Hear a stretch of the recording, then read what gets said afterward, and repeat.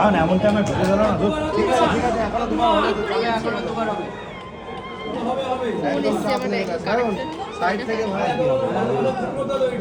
দাদা স্লোলি তাহলে নাই একবার হয়ে গেছে বলে স্লোলি একদম স্লোলি